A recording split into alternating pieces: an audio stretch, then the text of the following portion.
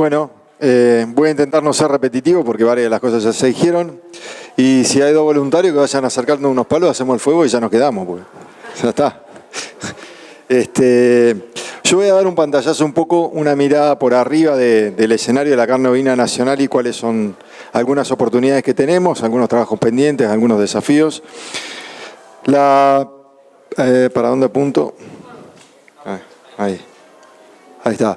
Vamos a hablar un poco del escenario global, de algunas tendencias, cómo es la producción ovina en Argentina, la vamos a repasar brevemente. Vamos a hablar también de algunas propuestas tecnológicas, los desafíos y vamos a cerrar con un resumen. Básicamente, lo que estamos viendo acá es un gráfico que proyecta el crecimiento de la población mundial, algo que sabemos todos, y es que esa población se va incrementando a razón de 180.000 personas por día y que en los próximos 20 años se van a sumar más de 2.000 millones de personas que hay que alimentar. Además, ese crecimiento, o sea, con algunas particularidades, el 40% de la población se concentra en China e India, en áreas urbanas, ¿no? Con lo cual se está acentuando el patrón de migración en todo el mundo, del ámbito rural al ámbito urbano. Y además esos países que están traccionando el crecimiento poblacional también están traccionando el crecimiento económico. Por otro lado, si nosotros miramos cómo es el escenario de oferta global de carnes, lo que vemos es que se ha incrementado considerablemente la oferta de cerdo, que es lo que ustedes ven en la barra verde, se ha incrementado poco y sobre todo se ha estabilizado la oferta de carne bovina, aumentó mucho la del pollo, y la del ovino prácticamente no aumentó o aumentó muy poquito. Si esto lo contrastamos con la diapositiva anterior, en la cual veíamos cómo crece la población, lo que vemos es que la oferta en kilos de carne ovina por habitante, en el contexto global, digamos, está en sus mínimos históricos. Además, y esto en relación también con el crecimiento de algunos países como China, en su momento Brasil a pesar de las crisis, India, etcétera, se han incorporado entre el 2005 y el 2015 más de 1.500 millones de personas a los sectores medios y altos de poder de compra. Son personas que, entre otras cosas, lo que hacen es cambiar sus hábitos de consumo, reemplazando el consumo de cereales y vegetales en parte por el consumo de carne, de proteína animal, ¿no? Y algo para destacar, en el caso de China, es que está incorporando millones y millones y millones de personas a esos sectores medios y altos de consumo. Este es el sector de consumidores de productos de lujo a nivel global y cómo va creciendo, ¿no? Se espera que para el 2025, 7,5 millones de chinos pudientes, gasten 1 trillón de renminbi en bienes de lujo. Esos son 150.000 millones de dólares. La deuda externa argentina es de 190.000. ¿Está? Y lo que vemos ahí es el gráfico de proyección del mercado global de personas consumidores de bienes de lujo, y la barra más oscura es la de los consumidores chinos, que está creciendo a una tasa de un 9% anual. La del resto que es un 3% anual. En el 2025 ellos van a tener más del 40% del mercado de bienes de lujo. Y es un consumidor, además, que es influenciable, porque es un consumidor nuevo, es alguien que aparece de nuevo en la escena del consumo de bienes de lujo. Es como un nuevo rico, ¿no? Entonces no tiene una trayectoria, una cultura de consumo de esos bienes y es muy influenciable. ¿Qué quiere decir eso? Que tenemos mucho espacio para penetrar en ese mercado y influir en sus decisiones de los productos que va a comprar. Y ahí tenemos que ser agresivos con campañas para posicionar los productos de nuestro país. Y la carne ovina en especial, ¿no? A esto se suma un grupo de consumidores más jóvenes, están los centennials, los millennials, la generación y demás, que también están modificando un poco su patrón de consumo. Realmente tienen un consumo un poco más consciente y responsable, se preocupan mucho por el bienestar animal y también por cómo influyen los sistemas de producción sobre el ambiente, cuál es la sustentabilidad de los sistemas de producción. Tienen, digamos, un consumo un poco más democrático, usan las redes sociales. Todo eso va generando cambios en los patrones de consumo y segmentación del mercado. Y además hay algunas organizaciones que ya se mencionaron, como PETA, que hacen campañas en relación con aspectos del bienestar animal y una de las cosas, por ejemplo, que afecta a la producción ovina y en particular de un competidor nuestro que es Australia, es lo que tiene que ver con la operación de Munch, que es una operación tradicional que hacen los australianos para controlar el tema de la miasis, de las bicheras, y ETA hizo una campaña muy fuerte para que las principales empresas compradoras de fibra del mundo no compren lana que vengan de ovejas que sufren esta operación, ni lana ni carne. Y lo que tienen estas organizaciones es que no hacen lo que hacemos nosotros en la Mesa Ovina Nacional, que van a hablar con el sector político, ¿no? O con los industriales, los productores, y tratan de juntar las partes. No. Hablan con el que tiene el poder. ¿Quién tiene el poder? El que compra. El que compra tiene el poder. Y cuando yo te digo, no te compro más, no hay más discusión. Nos pasó con las peras y la manzana. ¿Está? Brasil dijo, no te compro más porque tenés residuo agroquímico, ya está. Se acabó la discusión, ¿qué haces? O cambiás tu sistema o no tenés a quién venderle. Entonces, y eso es importante que lo tengamos presente para anticiparnos a este tipo de situaciones. Porque está todo muy lindo, pero cuando el comprador te dice, bueno, ¿sabes qué? No, ahí estamos en un problema serio.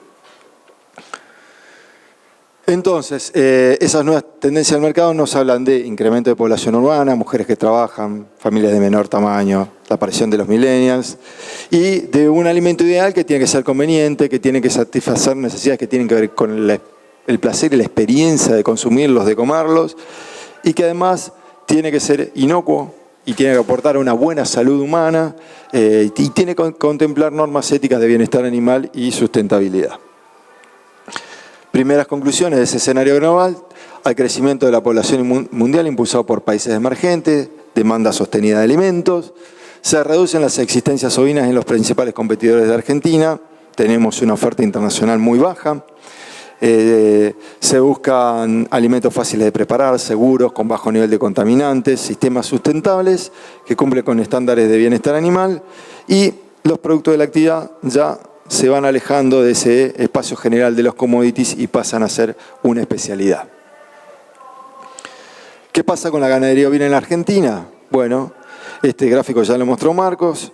La ganadería ovina es motivo de anclaje de la gente al territorio. Hay ovinos desde La Puna, desde Abrapampa, de Purmamarca, hasta Río Grande, Tierra del Fuego. Estamos en todo el territorio nacional, ¿no?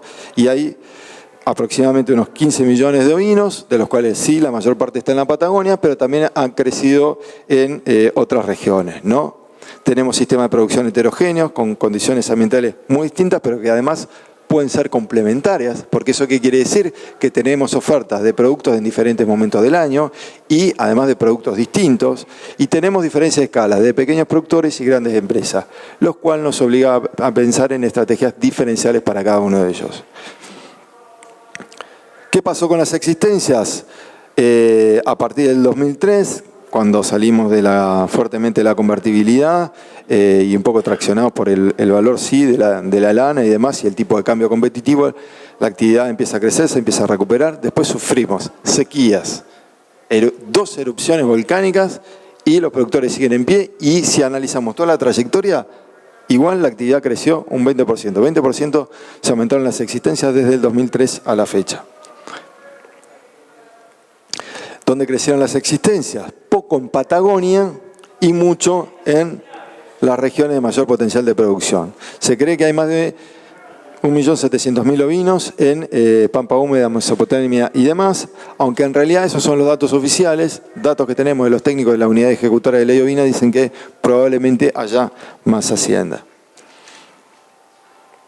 ¿Qué pasó con la faena fiscalizada? Esa es la faena que está registrada y fiscalizada por el SENASA. Nosotros pasamos en el 2002 de 600.000 ovinos a más de 1.200.000 ovinos de faena fiscalizada en el 2005. ¿Y qué pasó con las exportaciones? En el mismo periodo tuvimos récord de exportación de carne. Pasamos de, no se ven los valores, pero estábamos cerca de las 10.000 toneladas, llegamos casi a exportar 10.000 toneladas de carne, también en el 2005, y hoy estamos con un repunte, que es la última parte de la línea verde, y la barrita roja, estamos cerca de las 3.000 toneladas exportadas. ¿Y con qué tendrá que ver con esto? ¿Resulta que de un año para el otro señalamos, pasamos del 50 al 100% de señalada? No, no tiene que ver con eso. Tiene que ver con otra cosa. Tenemos problemas técnicos. No sé, por algún motivo no se ve en la diapositiva. ¿No ves? Sí, pero no la estoy viendo. ¿Ves? A ver, una más.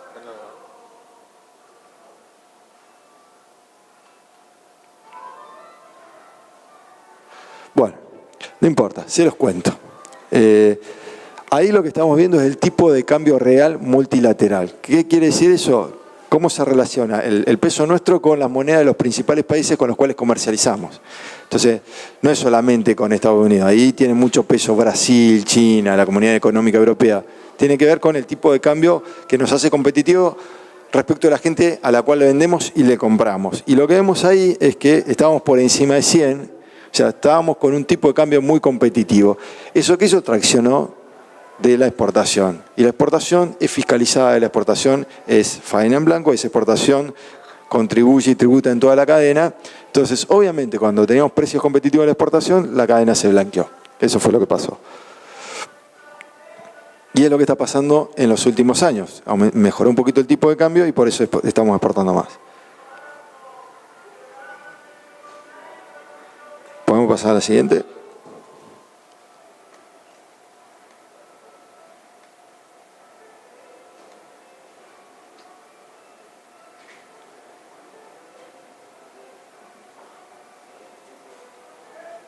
Cerrarla y se la hace.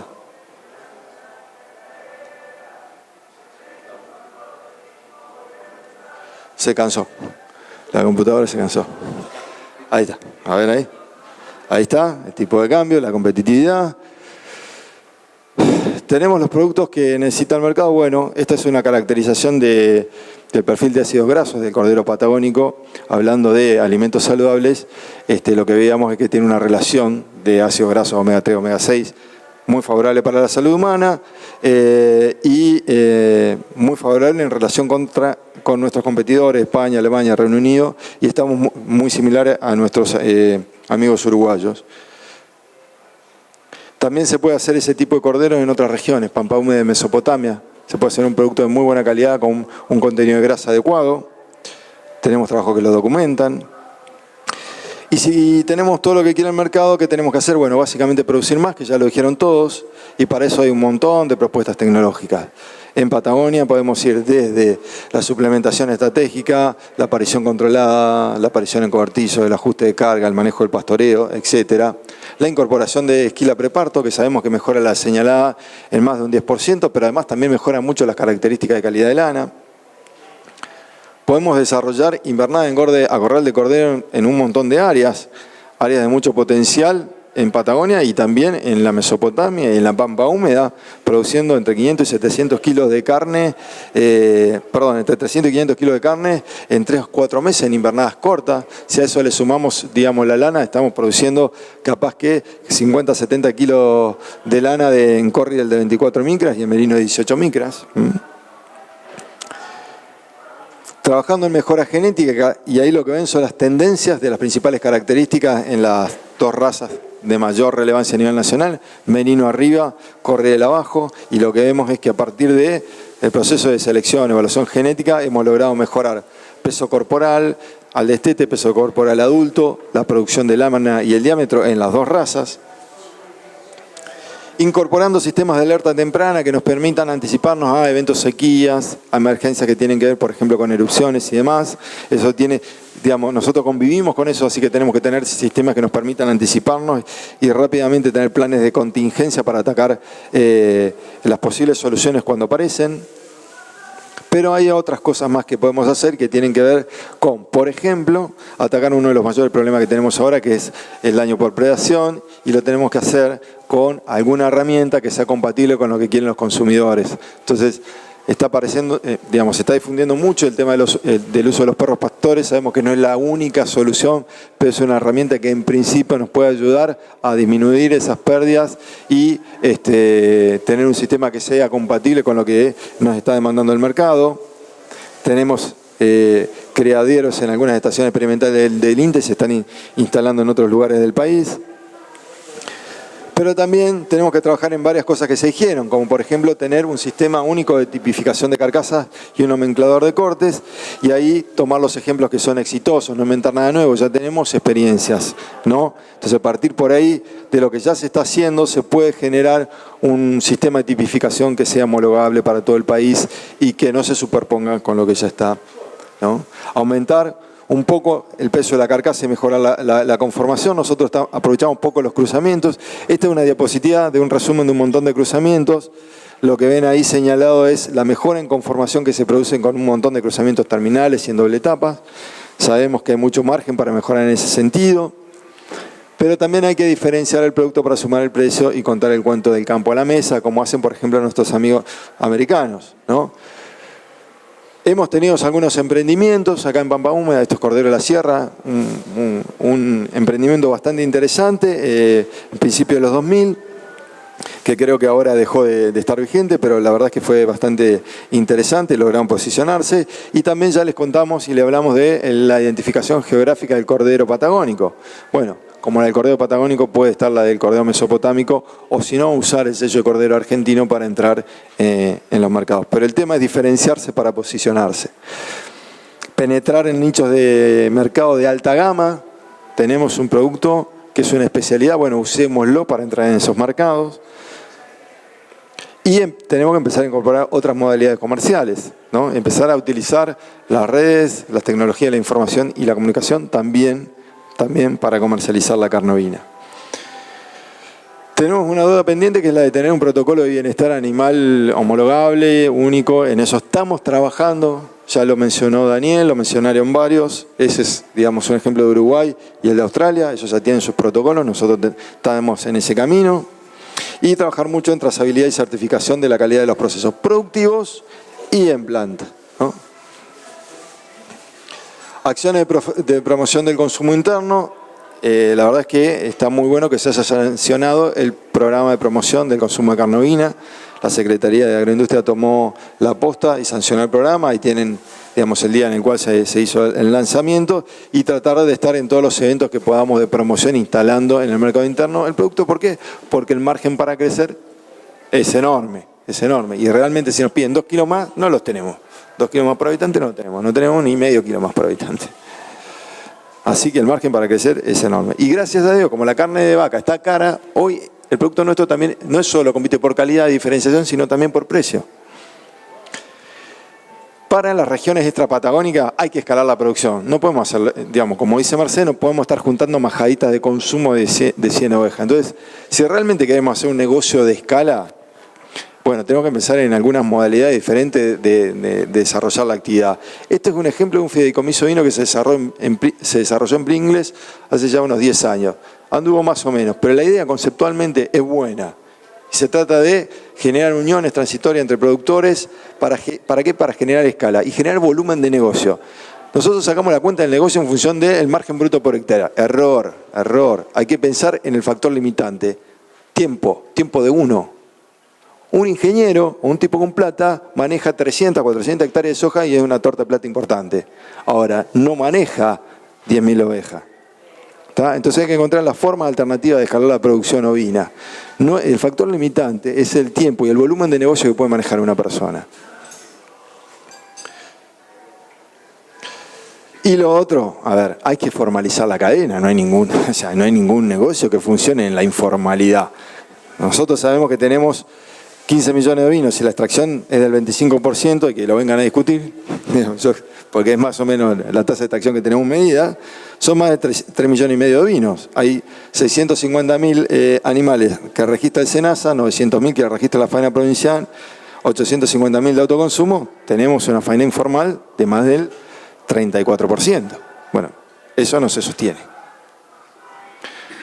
¿Qué podemos ganar si hacemos todo esto? Lo que les dijo Marco, si aplicamos todas estas tecnologías y aumentamos un poquito las existencias, pasando 18 millones, mejoramos el peso de John, el rinde, bajamos una micra, que no es nada loco, desde el 2018 al 2030, podemos pasar de 200, casi 300 millones de valor bruto de lana a casi 500. Si cambiamos un poco la estructura de nuestra majada nacional con más porcentaje de madres. Si mejoramos la tasa de extracción y el peso de la carcasa, podemos ir de 55.000 toneladas a casi 92.000 toneladas de carne, pasando de 166 millones a 321 millones.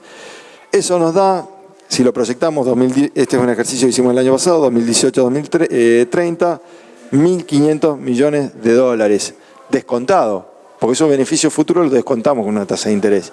Y lo mejor de todo es que el 70% de eso son divisas que ingresan al país. Y justamente lo que le falta a este país es ingreso de divisas. Eternamente volvemos a repetir la restricción externa, que es la falta de dólares, para poder seguir creciendo. Bueno, esta es una actividad que genera un saldo exportable interesante. Y cerrando y haciendo un resumen, tenemos un montón de fortalezas, porque tenemos tradición y cultura de producción ovina, porque tenemos sistema de producción basado en pastizales, en un ambiente natural, y eso está en el imaginario de la gente. Tenemos bajos costos de producción a escala, somos libres de scrappy, somos libres de todas las encefalopatías espongiformes. La principal región productora es libre de aftosa sin vacunación, tiene acceso a mercados internacionales que pagan bien. No hacemos la operación de MUNS. Tenemos una herramienta muy interesante que es para el sector, que es la ley ovina. La oferta de carne en el mercado está muy baja. El mercado interno tiene mucho margen para crecer. Tenemos una cuota de exportación no cubierta. Está mejorando el tipo de cambio, aparecen nuevos mercados. Los productos que tenemos son compatibles con las demandas y hay tecnología de sobra para incrementar la producción. Entonces el desafío es producir más, integrar y formalizar la cadena, desarrollar canales comerciales y posicionar bien el producto tanto afuera como adentro. Tener un programa que ya está sancionado, ahora hay que potenciarlo.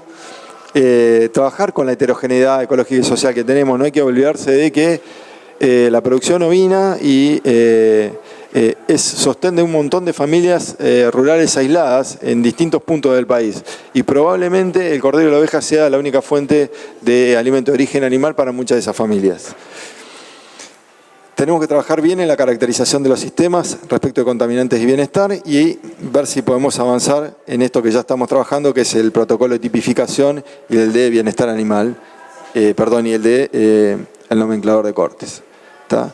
Y finalmente, creo que esa diferencia que tenemos entre las distintas regiones nos puede ayudar a desarrollar estrategias para cada uno de esos ambientes, de esos lugares con sus particularidades y especializarnos. Por ejemplo, en la Puna, en el NOA, se puede trabajar con el mercado textil artesanal, el autoconsumo, pero también el mercado de proximidad, en cercanía con el turismo. Salta, Jujuy y demás está creciendo bastante. En Mesopotamia, Pampa Húmeda, produciendo carne orientada a grandes centros urbanos, pero también al turismo gourmet y a la exportación a Brasil o a otros lugares, si se dan las modificaciones que plantea Eduardo.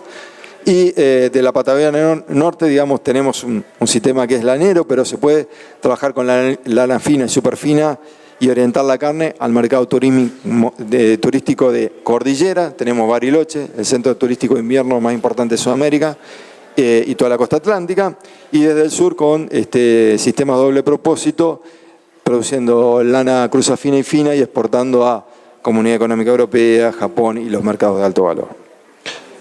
Y muchas gracias.